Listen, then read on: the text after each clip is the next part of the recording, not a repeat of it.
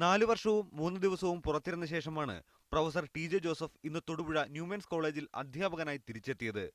ക്രൂരമായ അക്രമത്തിനും കോളേജ് മാനേജ്മെന്റിന്റെ കടുത്ത നടപടികൾക്കും വിധേയനായ അധ്യാപകനെ വിദ്യാർത്ഥികൾ ആഘോഷപൂർവ്വം സ്വീകരിച്ചു.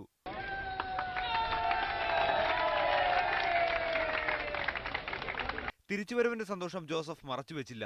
ഈ നടപടി നേരത്തെയായിരുന്നുവെങ്കിൽ തനിക്ക് ഭാര്യയെ നഷ്ടപ്പെടില്ലായിരുന്നുവെന്നും ജോസഫ് പറഞ്ഞു. വലിയൊരു സങ്കടത്തിന്റെ പശ്ചാത്തലത്തിലാണ് ഇങ്ങനെയൊരു ആശ്വാസത്തിലേക്ക്, എൻ്റെ ഒരു ചിരകാലാഭിലാഷത്തിലേക്ക് വന്നതിൽ എനിക്ക് വലിയ ദുഃഖമുണ്ട്. ഇത് 1 മാസം മുമ്പായിരുന്നു എങ്കിൽ എന്ന് ഞാൻ ഈ അവസരത്തിൽ ഓർത്തു പോവുകയാണ്. 2010 മാർച്ച് 23-ന് കോളേജിൽ നടന്ന 2ാം വർഷ ബികോം പരീക്ഷയിലെ ചോദ്യമാണ് സംഭവങ്ങളുടെ തുടക്കം. ടി.ജെ. ജോസഫ് തയ്യാറാക്കിയ ചോദ്യപേപ്പറിലെ പരാമർശം മതസ്പർദ്ധയ്ക്കിടയാക്കിയെന്ന് ചൂണ്ടിക്കാട്ടി പോലീസ് സ്വമേധയാ കേസെടുത്തു. 2010 ജൂലൈ 4-ന് ജോസഫിനെ ആക്രമിച്ച പോപ്പുലർ ഫ്രണ്ട് പ്രവർത്തകർ അദ്ദേഹത്തിന്റെ കൈപ്പത്തി വെട്ടിമാറ്റി. ഇതിന് പിന്നാലെ കോതമംഗലം രൂപതയുടെ ഉടമസ്ഥതയിലുള്ള ന്യൂമെൻസ് കോളേജിൽ നിന്ന് മാനേജ്മെന്റ് അദ്ദേഹത്തെ പുറത്താക്കി. മതസ്പർദ്ധ വളർത്തുന്നുവെന്ന കേസിൽ കോടതി പിന്നീട് ജോസഫിനെ കുറ്റവിമുക്തനാക്കി. കൈവെട്ട് കേസ് ഇപ്പോൾ NIA അന്വേഷിക്കുകയാണ്. ജോലി നഷ്ടപ്പെട്ടതോടെ കടുത്ത സാമ്പത്തിക പ്രതിസന്ധിയിലായിരുന്നു ജോസഫിന്റെ കുടുംബം. ഭാര്യ സലോമി മാർച്ച് 19-ന് ആത്മഹത്യ ചെയ്തു.